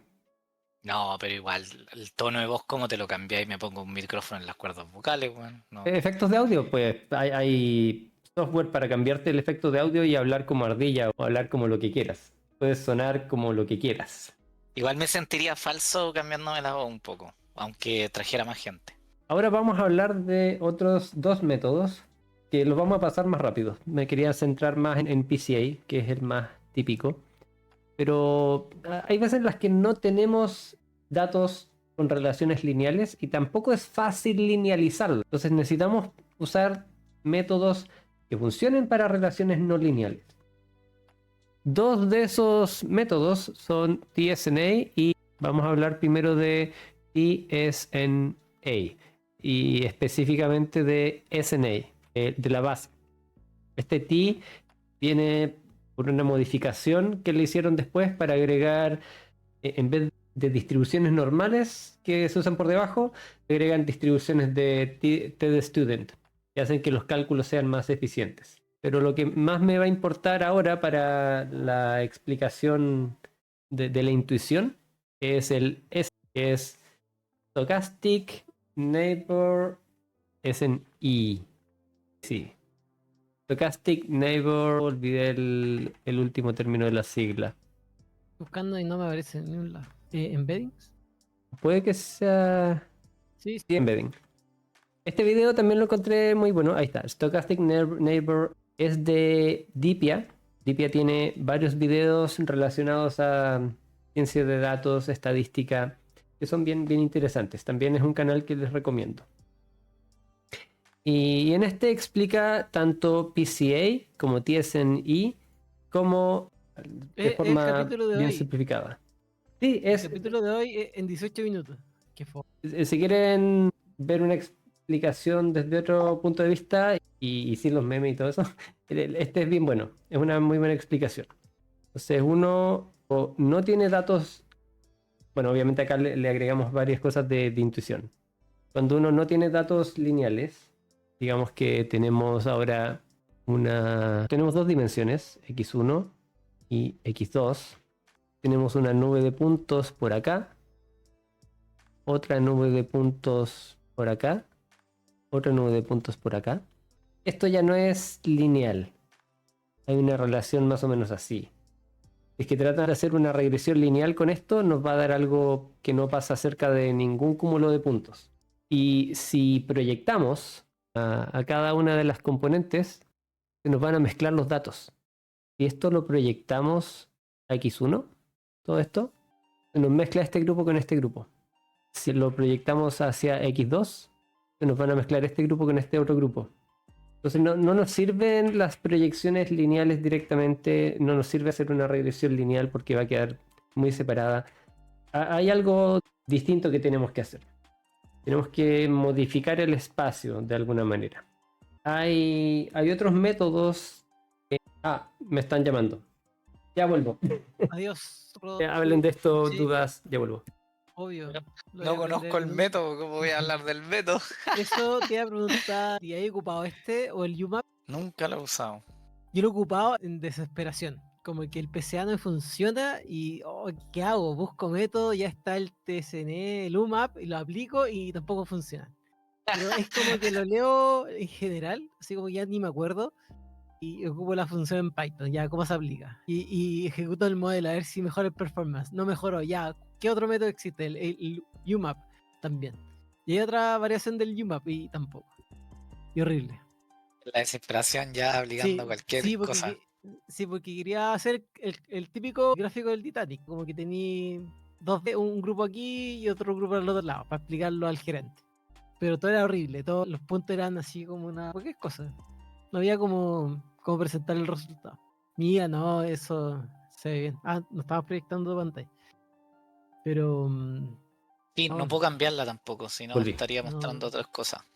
no tengo historias de éxito ocupando esa metodología.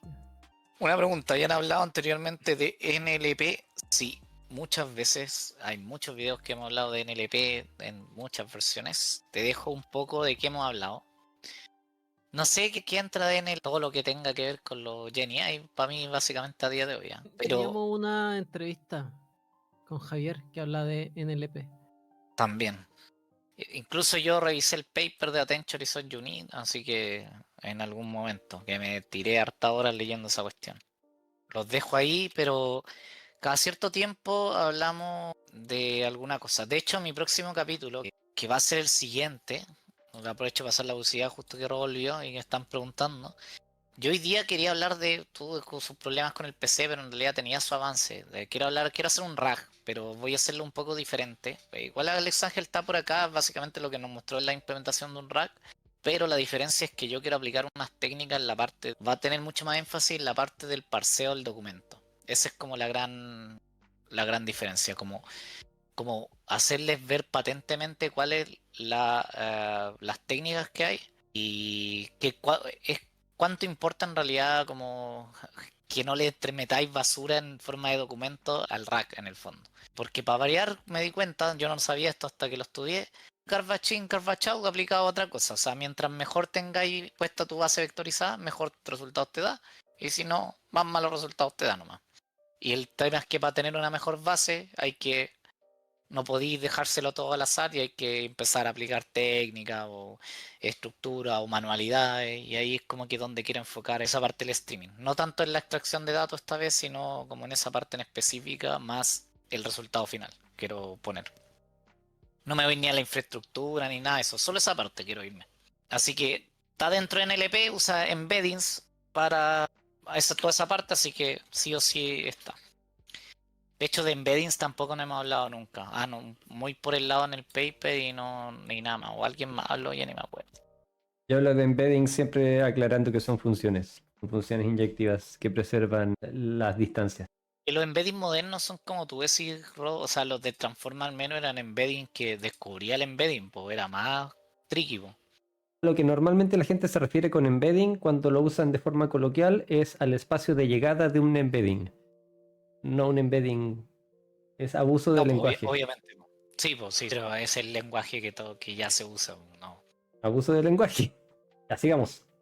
En este ejemplo tenemos una relación no lineal. Tenemos algo así como un poco parabólico, no tanto. Y lo que queremos hacer es reducir dimensiones. Acá tenemos dos dimensiones y queremos llevarlo a algo con una sola dimensión. Lo que vamos a intentar preservar son las distancias en el espacio de llegada y en el espacio de partida y en el espacio de llegada. Queremos que si dos puntos estaban lejos antes, esos dos puntos sigan lejos después. Esta transformación en particular es una transformación estamos reduciendo de dos dimensiones a una dimensión, pero la idea es la misma. Podemos aplicar esta misma lógica a R100 para reducirlo a R20. Lo que muchas veces se hace con esta técnica, y en general con reducción de dimensionalidad, es reducir a R2. ¿Por qué R2? Para poder graficar. No siempre es lo que uno quiere. A veces cuando uno quiere hacer un cálculo con los datos simplificados, con la reducción de dimensionalidad, no necesitas llegar a R2. Puedes llegar a R20, R40, siempre y cuando tengas menos dimensiones que antes y te sirva para lo que tú estás haciendo, genial. Pero cuando quieres graficarlo, lo típico es llevar todo esto a R2. A veces R3, pero en general R2. Este ejemplo va a ser de R2 a súper simple. Oh, pero no estás hablando de TSN, ¿no? O transporte del TSN. tiempo. Sí, lo que estoy mostrando ahora es lo que vamos a hacer con TSN. Ah, Y esta es tenemos una relación no lineal. Tenemos algo un poco parabólico. Entonces ya no podemos usar, porque PSA nos encontraría una relación así o una relación así, pero no nos Si usamos PCA probablemente encontremos algo así. Esa va a ser nuestra componente principal. Que no es lo mejor. Puede que nos ayude un poco, pero no es lo mejor. Lo mejor es encontrar algo... Bueno, en verdad esto se parece más a un valor absoluto corrido. Queremos encontrar algo así, que es no lineal. Tenemos algo no lineal. Así que vamos a aplicar TSNE. En nuestro espacio de llegada vamos a tener una matriz de distancias. Tenemos la distancia entre estos puntos, la distancia entre estos puntos, la distancia entre cada uno de estos puntos. Y lo mismo en el espacio de llegada. Eso lo tenemos en el espacio de partida y en el espacio de llegada. Vamos a fijarnos en los vecinos más cercanos. La T, ya dije de que era del T de Student. S es de Stochastic. N es de Neighbors. Nos vamos a fijar en los vecinos. Y esto es un embedding, porque estamos usando una función de embedding. Una función E, que es inyectiva y preserva las distancias relativas. Si medimos la distancia... Es inyectiva y preserva las distancias relativas. Eso no significa que preserve la... ¿Qué? La distancia la entiendo, pero quiero... Ya. Si partes de dos puntos distintos, vas a llegar a dos puntos distintos. O sea, no puedes colapsar tus puntos. Dos puntos distintos no pueden colapsar en uno. No se te puede perder esa información. Esa información de separación la tienes que mantener. Ok. O dicho en matemáticos, si FI implica igual ahí. También. Sí, eso es la parte del embedding. Era cierto. Lo que dije es la definición precisa. Sí. Lo que yo dije es lo intuitivo. Mati me sonó como a chino, así como... No, La dije, la respuesta precisa te dije. De hecho, te dije la definición por matemática. Sí. Buena. Sí. Es súper importante. Es súper... Sí. Me dieron duro. Es súper clásico y súper importante. Uno ve eso en el primer curso de la universidad. Cálculo 1. Y quizás antes, precálculo. De hecho, se ve en el colegio. El tema es que en la universidad te dan duro de nuevo con eso. Pero se ve en el colegio. En primero medio, quizás. No recuerdo. No, eso ¿Sí? lo ocupaba mucho espacio en mi RAM, parece. Oh, diablo, me reí muy fuerte. Ya, sigamos. Entonces tenemos... Vamos a analizar vecinos. Vamos a usar un embedding. Y vamos a usar algo estocástico. Vamos a usar alguna distribución de probabilidad. Que después con TSNE la vamos a cambiar a una T de Student. Pero por ahora vamos a usar distribuciones normales. Queremos que nuestras distancias se distribuyan de forma normal. Que haya muchos datos que estén juntos y pocos datos que tengan una distancia grande. Entonces nuestra distribución, voy a graficarla abajo. Nuestra distribución de distancia entre puntos, y acá tenemos la probabilidad de encontrarla, tenemos una densidad de probabilidad, va a ser como una gaussiana con un decaimiento. Nunca debería llegar a cero, en teoría. Y ahí es una asíntota. Vamos a decir que partimos de 1, por decir algo. Podríamos moverlo. Lo que importa son las distancias relativas. Entonces aquí tenemos una cierta cantidad de datos que tienen una distancia 0. Los que están cerca van a ser muchos más los que están lejos. ¿Cómo ponemos todos estos puntos en esta distribución? Digamos que este cúmulo de puntos va a estar aquí. Van a tener una de a pares. Los vamos a poner de a pares porque para medir una distancia necesitamos 2 puntos. Vamos a ponerlos de a pares para llenar aquí varios puntos. Se van a concentrar muchos acá. Y va a haber otros casos raros que van a estar más lejos. Van a tener distancias menores, pero van a ser menos. Uno podría definir una distribución con una mayor varianza o menor varianza. Eso lo vamos a definir después. Pero siempre va a ser de esta forma, usando una distribución normal. Queremos que en el espacio de partida y en el espacio de llegada estas distribuciones sean similares. Queremos que las distribuciones de distancias sean similares. Entonces vamos a... Aquí voy a ir de nuevo al video que les estaba mostrando.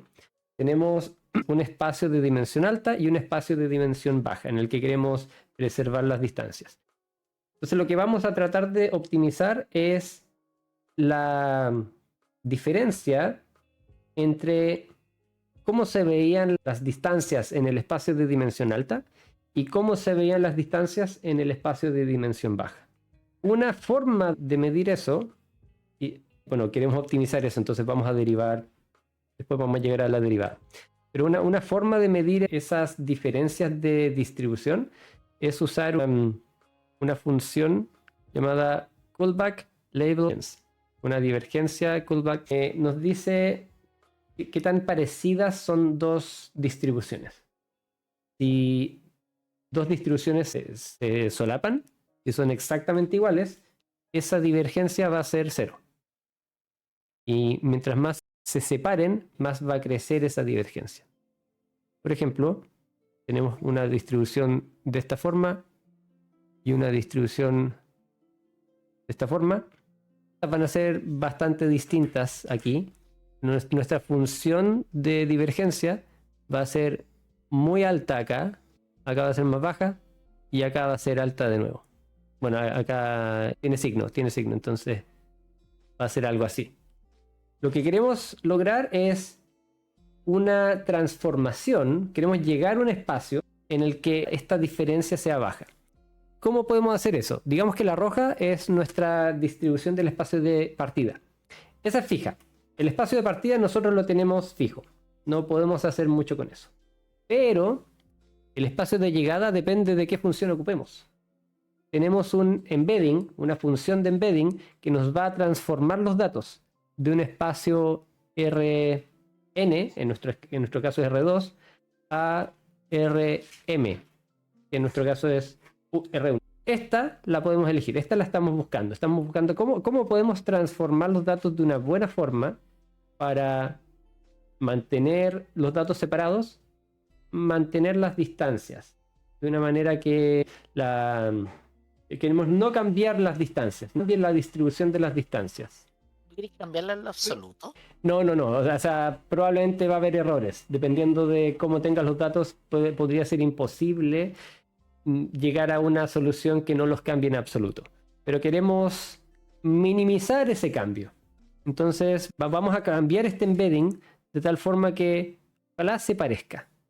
Y ojalá esta función verde sea cercana a 0. Esta divergencia de cool. Y por eso estamos calculando una derivada. Por eso estamos minimizando la divergencia para llegar a un óptimo. Aquí tenemos un ejemplo gráfico de cómo se verían las distancias, la distribución de distancias en un espacio de partida. Y después esto uno lo puede ir modificando según cómo fijas la varianza. Espera un poco, Robot, para ahí. Sí, pero voy a... 5 ahí sí. puntos. Estoy midiendo como con respecto al punto central, ¿no? Sí, tienes razón. Tienes un punto central y mides las distancias con respecto a ese punto. Y después como que las vais poniendo y para que después me imagino que debe saber como la inversa de esos puntos, ¿no? ¿O qué vaya a hacer? Vamos a calcular otra distancia. De la misma manera, estos son vectores. Entonces, estas distancias las calculas con respecto a un punto de referencia. Y todos estos son vectores, así que esas distancias la calculas de forma euclidiana, usando la norma 2. O sea, restas 2 puntos en el espacio, restas tu punto de referencia y tu punto que estás midiendo. Eso lo pones en norma elevado al cuadrado, le sacas el módulo y lo elevas al cuadrado. Pero eso, cuando uno tiene vectores, es calcular una norma del vector, calcular qué tan largo es el vector. Y eso lo elevas al cuadrado. Eso lo divides por la varianza que elegiste y eso lo metes a una exponencial. Porque toda esa forma en un comienzo media rara es la definición de una densidad de probabilidad. Las gaussianas las tenemos súper bien estudiadas y tienen muy buenas propiedades. Por eso estamos usando gaussianas. Y después cambia eso a The Student, que es similar y es más simple. El cálculo numérico se simplifica y eso hace que sea más rápido. Pero igual es lento. Tanto ¿El punto rojo de dónde sale? es un punto de referencia. Tú te fijas en un punto de referencia y calculas las distancias con respecto a ese punto. Pero en la fórmula así, es un punto random en TCN. Puede ser el origen. Ya. El origen del espacio. Te fijas un punto de referencia y tratas de mantener las distancias con respecto a ese punto de referencia. Viendo la idea, esto va a ser ultra clever. Ya te seguí para dónde va. Con ese solape seguramente van a hacer la wea ahí, como que van a redistribuir esos puntos. Más Te o van a menos redistribuir, manteniéndolo. pero pero manteniendo las distancias.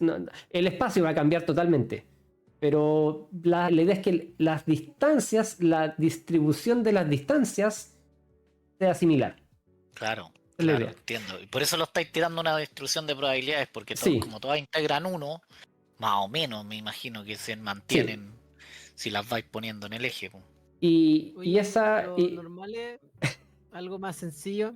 Sí, estas distribuciones de probabilidad puedes aplicarlas en cualquier espacio y si dices, tengo una distribución de probabilidad en un espacio de tal forma y en otro espacio de tal forma, las puedes comparar porque podrías tener las mismas distribuciones en ambas partes. Todas van a integrar 1, todas las distribuciones de probabilidad integran 1, da lo mismo en qué espacio estés. Y por eso puedes aprovecharte de eso para comparar entre espacios distintos. Esa es la llave para poder comparar entre 2 dimensiones y una dimensión en este caso, o entre 100 dimensiones y 20 dimensiones, porque Deja ver lo si- simplificas a una ver si distribución de entiendo. probabilidad. A ver si entiendo. Originalmente tengo puntos en X dimensiones. Sí, Puntos. Mi lo objetivo puedes ver como es... vectores. Tengo varios vectores. Y Sí. mi objetivo aquí es pasar la otra dimensión o reducir la dimensión. Es lo mismo, sí, es pasarlo a otra dimensión, en particular una dimensión menor. Ok. Lo pasa a Una un espacio de dimensión menor. Y entonces pasa algo que finalmente tengo tengo que asegurarme que lo distribuyen igual. Sí, quieres que la distribución de las distancias sea igual o suficientemente parecida. Muchas veces no vas a poder... Sí, la distribución de las distancias a un punto de referencia. Y eso es algo clave a considerar. Sí, la es la distancia- forma en que unes ambos espacios y puedes compararlos. Sí, es como que mi distancia es clave aquí para hacer la Sí. comparación. Entonces, tienes un punto de referencia en el espacio de partida, mides tus distancias a ese punto de referencia y esas distancias las pones en una distribución. Creas una distribución en base a esa colección de distancias. Y esto lo haces de forma gaussiana. Creas una distribución gaussiana. Me imagino, imagínate que tengo 10 dimensiones y yo digo ya, Ujú. si respeta la distancia. Sí. Seguramente Pero mientras más igual- distancia la podéis respetar más, sí, po, intuitivamente. Pero sí, pues, ¿cuál es el trade-off? Por ejemplo, pasar de 10 a 2, así como extremo. ¿Qué pierdo ahí? Pasar Porque en el de 3 a PCA 2. Porque en el Ah, PCA siempre vas a perder información. El tema es que dependiendo de las relaciones que tengas, puede que puedas recuperar suficiente información con pocas dimensiones. Es como intuitivamente, es como lo que les mostraba y aquí tenías una forma rara, pero que había algo de información encerrada ahí. Lo que hiciste fue aplanarlo y estirarlo. ¿Cómo haces eso? ¿Cómo encuentras esa función? Ese es el problema. Entonces, lo que están haciendo acá con TSNE es iterar. Vamos a estar iterando, buscando de forma súper lenta, iterativa. Y la forma en que vamos a evaluar si vamos por el buen camino o no es que la distribución de nuestras distancias se parecen antes y después de esa transformación, de este embedding que estamos buscando. ya, me queda un poco más claro, pero la duda la tengo en que, ¿cómo hace esa iteración? Porque tengo un punto de referencia, calculo las ¿Sí? distancias y luego cómo creo en menos dimensiones una distribución. Optimización. Derivamos y igualamos a cero. La clásica optimización. Alguien dijo en el chat lo siguiente, que yo también estoy entendiendo de esto. Iván puso XD. Cada punto en RN queda caracterizado por su distancia, correcto. Sí. Después lo baja RM procurando que la distribución de esa distancia sea parecida en el fondo. Yo también lo entiendo que eso es lo que Sí. vamos a hacer de alguna forma metiéndole opti para que eso sea más o menos lo más óptimo posible, en ese sentido lo redundante, Sí. pero justo porque el robot está graficando en los puntos celeste, azules, algún color que no sé cuál es, está metiéndolos, poniendo esas distancias ahí. Y después como que le está asignando como una probabilidad puntual, por decirlo así. Me imagino yo. Ujú. Pero ese P0J es un valor como de una distancia, pero deformada, que va a seguir una distribución normal. Está deformada para que siga una distribución normal, para poder compararla en otro espacio y con algo que también sigue una distribución normal. Entonces eso lo hacemos en el espacio de partida con estos X y hacemos algo análogo en el espacio de llegada con Y, en donde Y es otro vector en otro espacio, en este caso es un vector de una sola dimensión, pero podría ser cualquier otra. Y todo esto lo normalizamos, después lo dividimos por la suma de todas las comparaciones entre puntos que no son el mismo punto. Por eso tenemos K distinto ahí. No queremos tener la distancia de un punto a sí mismo, eso es 0. Entonces eso no nos interesa. Pero sumamos todo el resto de las distancias y normalizamos en base a eso. Igual, Chris, esto suena a trucazo, ¿ah? Sigo pensándole que no es de las cosas más intuitivas que he encontrado en matemáticas. Siento que es como No. lo típico que alguien dice como, oye, esta weá lo puedo ver en probabilidades y si lo paso para allá y si lo paso para acá, en volá funciona. Y resulta que le funciona. La wea buena. Me recuerdo una anécdota de mi época matemática. Alguien me preguntó en el chat si era un matemático. Yo soy ingeniero matemático. Mi profesor de optimización decía que se caracterizaban por hacer cosas completamente no intuitivas, o sea, pura fórmula y que funcionaba. Y estábamos viendo una demostración de un método numérico que era una convergencia de una variante del descenso del gradiente, de hecho. Ahí dice algo así, nunca me olvidé, fue como, bueno, la demostración que les voy a mostrar hoy día no tiene nada de intuición, así que síganme y vean que está todo correcto. Y en realidad no tenía ni una intuición, era como, ya, defino teta.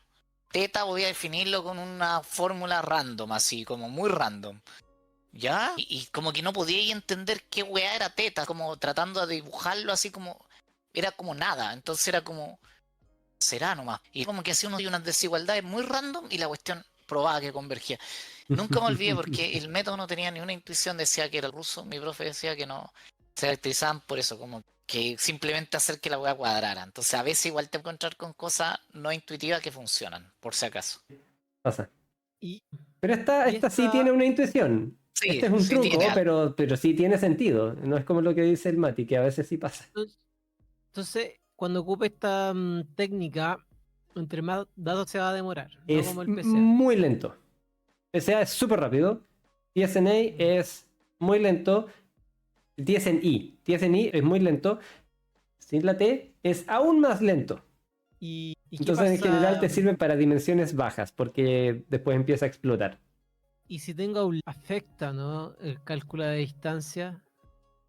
Se los va a Un poner outlier lejos. que- Se los va a transformar de tal forma que los outliers estén lejos. Sí, pero es mejor no tener o es como, es un término, es como robusto outlier. No, es No sé, robusto, es robusto outlier.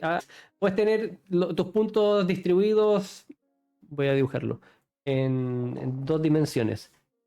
Puedes tener tus puntos por acá y tener un outlier acá. Ni para llevarlo a una dimensión y vas a tener varios puntos por acá y un punto acá. Outlier lo preservas, porque preservas distancias, usando un embedding que preserva las distancias relativas. Pero eso no me afecta a la varianza, como al gráfico final, porque me va a poner como todos los puntos en un puntito en un lado. Pierdes información, pero Para poder mostrar el outlier. Porque si no sí, tuviera el outlier, a lo mejor quedaría mejor el gráfico. A eso voy. vas a perder información. Esto lo ocupas cuando quieres simplificar los datos, tal como, pero cuando quieres encontrar patrones no lineales. Outlier no es. Es que es independiente de los outliers. Puedes tener Ah, ya. outliers o puedes no tener outliers. Vas a encontrar patrones. Te sirve para encontrar patrones en los datos y obtener patrones no lineales, no solamente los lineales. Lo doy. Voy a mostrar Es más o que, menos. como decía, tenemos estos dos grupos de distribuciones que queremos comparar. O sea, dos distribuciones. Tenemos la distribución en el espacio de partida y en el espacio de llegada. Y eso lo pasamos por la divergencia de Kullback-Leibel para encontrar si es que hay una similitud. Esto lo vamos a derivar. Y al derivarlo, yo no hice el cálculo, no lo verifiqué. Pero esta weá es fenomenal, weón. Al derivarlo te queda algo súper simple. Pero Chris, es que esto mágico. es puro truco matemático casi. Es que la función que usaron es una weá para expresar como distribución, diferencia de distribuciones, como bien dijo el robo, ¿cachai? Entonces, como queréis que sean iguales, en el fondo lo más parecido, como la que es más parecida es la que al derivarla igual a cero que es un mínimo, ¿cachai? Claro, pero no te puedes pasar de cero, no puedes tener distancias, no puede ser negativo. Por último le pones un módulo y listo, no puede ser negativo. Entonces, derivas, bueno, este problema probablemente es un problema convexo, es decir, que puedes obtener un mínimo o algo por el estilo. No revisé si es que está aprobado o no. Pero lo típico en problemas que son relativamente suaves es derivar e igualar a cero. Cuando tienes algo convexo, cuando quieres encontrar un mínimo, derivas e igualas a cero, al menos para encontrar un mínimo local. Puede que no sea global, pero te sirve para encontrar un mínimo local. Y esa derivada la puedes calcular analíticamente y te queda algo relativamente simple, entre comillas, pero cada uno de esos P's y Q's tienen un montón de cálculo entre medio, tienen muchas exponenciales y por eso es tan lento. Calculas la derivada y con eso te mueves. Lo haces por iteración. Pones un punto inicial que puede ser random, lo pones al azar. ¿Cuál va a ser tu distribución de llegada? Da lo mismo, todos los puntos en un mismo punto, lo que sea, al azar. Y eso lo cambias. Mides qué tanto se parece ese punto al azar, esa distribución de distancias al azar que obtuviste, con la que deberías haber obtenido idealmente. Calculas hacia dónde te tienes que mover para mejorarlo con la derivada. Derivas iguales a cero para encontrar hacia qué dirección moverte y te mueves un poco. Buscas un paso para moverte en esa dirección, cambiando los Pero parámetros. claro, Cambiando las aquí posiciones a las que llegas. teóricamente podríais mover todos los puntos, por eso es tan lento. Sí, es súper lento, súper lento. Pero funciona. Para Es casos clever con igual. pocos datos. No, pero es voladísimo, es voladísimo igual. Como Sí. que. Pero es para casos con pocos datos. Mira, yo me lo imagino así que intuitivamente. Agarro unos puntos, los tiro para la pantalla. Que tienen como cierta distribución y como que les mido una probabilidad a todos esos puntos. Y ahora los tiro en una recta, ¡pam! Y tengo que encontrar algo que sea lo más parecido a esa distribución en esa recta. Una wea así me lo imagino. Sí. Sí. Pero y esos que están en el espacio de llegada, esos que estás modificando en una dimensión menor, los puedes cambiar. Tú decides cómo ordenarlos. Estás buscando la forma para ordenarlos que te mantiene la misma distribución de distancias. Sí, sí, sí. Y bueno, estamos en chat preguntando si era invertible, básicamente, porque en el PSA uno se puede devolver. O sea, de obtenerlo podéis volver a este. Parece que este no, según GPT. No, de hecho, PSA tampoco no debería ser invertible, porque pierdes dimensión.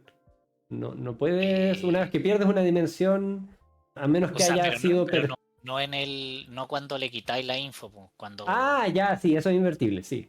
Y el cambio de base... El cambio base, sí. Sí, el cambio de base es invertible. Puedes devolverte. Tipo, una vez que ya le cortaste, ya no, pues. Pero cuando no la hay cortado, según yo, todavía tenéis toda la info. Sí, puedes devolverte. Es hacer la transformación inversa. Y este método tiene otro parámetro que tienes que fijarte. Tienes que fijar la cantidad de vecinos que vas a considerar. Y algo llamado perplexity. Cuando lo vi no lo entendí tan bien, entonces no lo voy a explicar tanto, pero sí voy a explicar la intuición. Este perplexity está definido como 2 elevado a la entropía de los datos. La entropía es lo que está al costado, aquí está definida la entropía de P. Es una sumatoria de logaritmos. La entropía te dice qué tan desordenados están los datos. Esto está ligado a P. Mientras más grande es la varianza, más pequeño es este denominador. Por lo tanto, más grande es todo...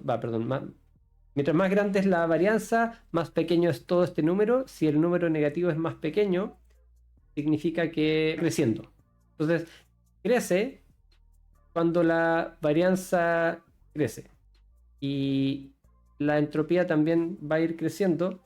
Y por lo tanto, el perplexity también crece. Todo esto está ligado a la varianza, que nos dice qué tan esparcidos están los datos, que tiene relación con qué tanto desorden hay en el sistema. ¿Por qué se le llama perplexity? ¿Por qué está ese 2 ahí como base? No estoy seguro. Probablemente tiene que ver con cálculo numérico, base binaria, pero ahí no estoy seguro.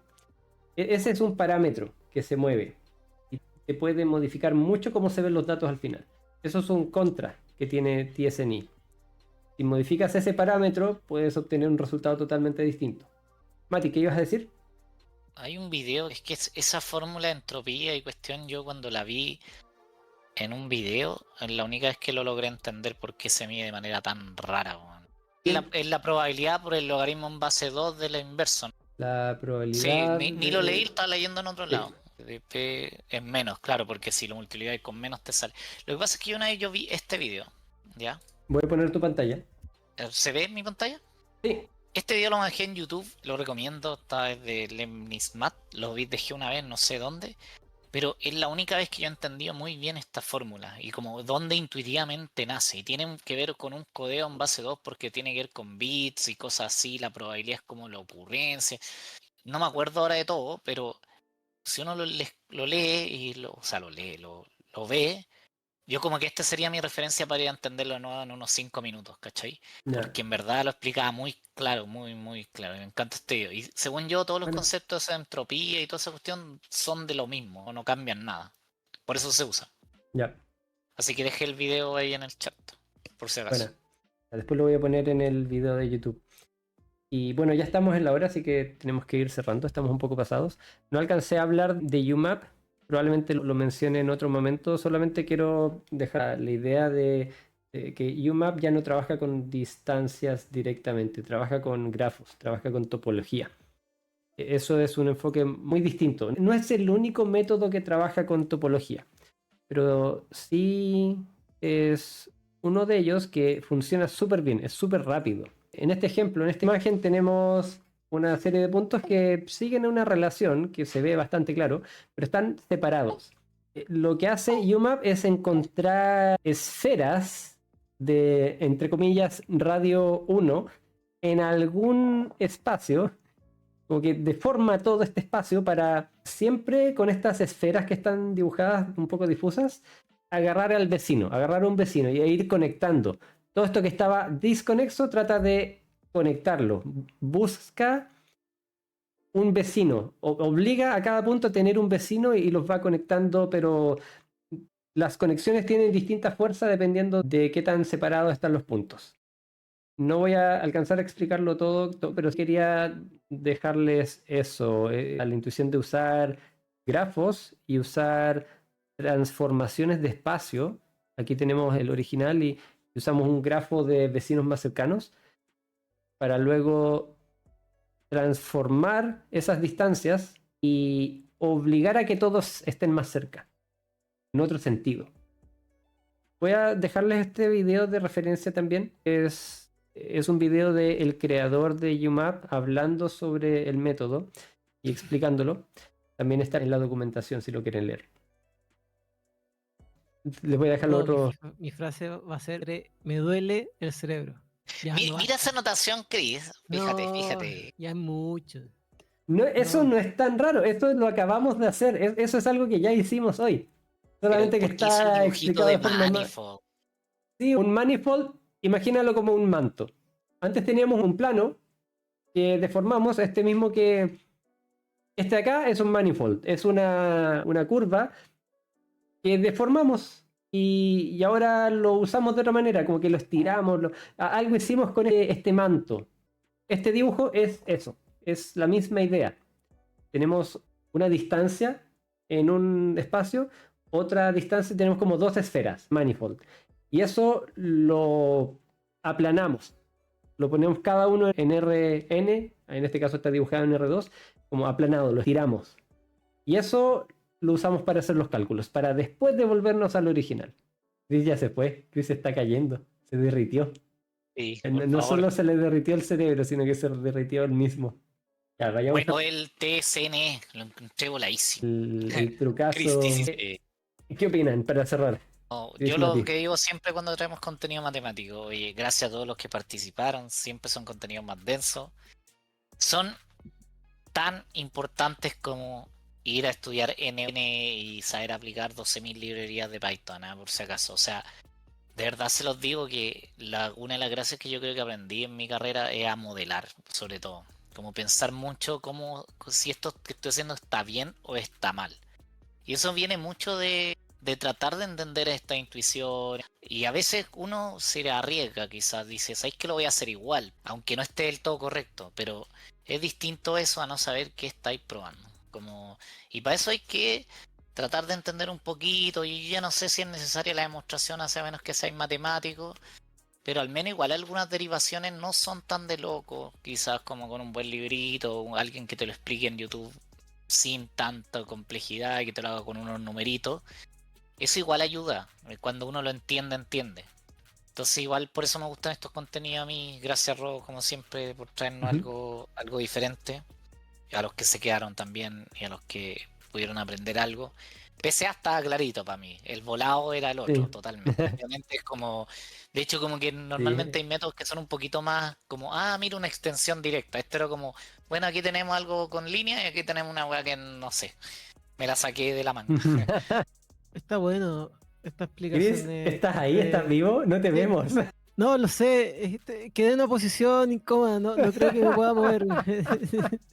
Pero, no, buena explicación, Ro. Estos son cosas útiles que, como data scientist, hay que saberla. Algún día hay que aprender cómo se obtienen y cuál es la intención por detrás. Y no solamente llegar y ocupar las funciones para salvar el día. Así que buena explicación, Ro. Me quedó súper claro el PCA de ese. Y el último Bueno, ya mi cerebro ya no aguantaba otra cosa. de Eso, ahí ese quizás lo retomamos en otro momento. sí, sí. Sí, pero lo más importante de ese para mí es que se usan grafos. No es el único método que usa grafos, pero curioso. No es un enfoque de distancias, es un enfoque topológico. Eso lo encuentro interesante. Están tan lejos igual, ojo. Que no están tan lejos como No, conceptualmente uno pase a de los espacios que tienen medida y alguien te dice como, oye, pero le puedo quitar esa weá y hacer solo con unas cosas que me voy a sacar de la manga, weón. sí. A mí me encanta esa... Chris, yo sé que esto de ya y nos pasamos hace rato, pero yo estudié topología y análisis real se trata de estudiar todo lo mismo de que uno hace, pero con un espacio raro, pero la gracia de ese métrico es que tiene espacios métricos, tiene métricas, podéis medir, siempre podéis medir. Resulta que tomáis un curso en que todas las propiedades que uno muestra, que se cumple acá, alguien las define más arriba, más abstracto todavía. Y dice, no necesito el concepto de distancia. Voy a inventar el concepto de abierto nomás. Y con eso define todo y resulta que como que al final todos los espacios métricos definen una topología en particular, ¿cachai? Pero como que tenéis más. Ahora ahí como que lo ampliaste, weón. Y era como, guau, esta weón, una fuma máxima, weón. Porque cuando te dicen espacio abierto, te dicen una bola, que le hacía un radio así y hace una bolita. Y es un espacio abierto. Y resulta que las bolas generan la topología del espacio. Y resulta que después podéis obviar esa weá, pues entonces tenéis cosas más generales y ya no tenéis distancia. Pero aún así como que se cumplen muchas de las propiedades y es como la weá mágica, weón. Pero es volado, o sea, ya no tenéis nada, nada donde agarrarte, ya es como 100% abstracto para mí esa weá. Es como que parto diciéndote, mira, voy a definir que un abierto es tal conjunto que cumple las siguientes propiedades, ta. Uno así como, bueno, ya será, pues bueno. A esto le llamo abierto, ok, sigamos haciendo teoremas y así está. Pero Uno de todo mis eso cursos tiene favoritos. sentido. Tiene sentido cuando lo llevas a los reales. Un Sí, porque intervalo abierto. Se ve en el yo lo colegio encuentro también. hermoso. Hay que un día voy a hacer una transmisión de contabilidad para que sufra. Ahí lo quiero ver. Ay, Yo igual lo tuve, así que tampoco me acuerdo que soy industrial matemático, la combi más rara Ah, del yo, universo. yo también di contabilidad en Francia, ah. en ingeniería general. Así que si quería hablar de los asientos contables, bueno, el libro, ¿cómo se llamaban? Ya me olvidé los tres libros contables, bueno, el, como el de uso diario, no me acuerdo el otro. No, ni me sé eso. Recuerden que si les gusta este contenido, no solamente este stream, sino que en general lo que hacemos, denle clic al subscribe que está en el video de YouTube. Si les gustó este en particular, denle like. Y si quieren recibir notificaciones de todos los videos, denle clic en la campanita. Si tienen alguna propuesta para el futuro, si tienen dudas, pueden unirse a nuestro Discord. En la descripción del video va a estar el link. Y ahí pueden poner sus memes, sus preguntas. Podemos seguir hablando durante la semana. Que estén bien. Muchas gracias a todos Chau, y chau. nos vamos.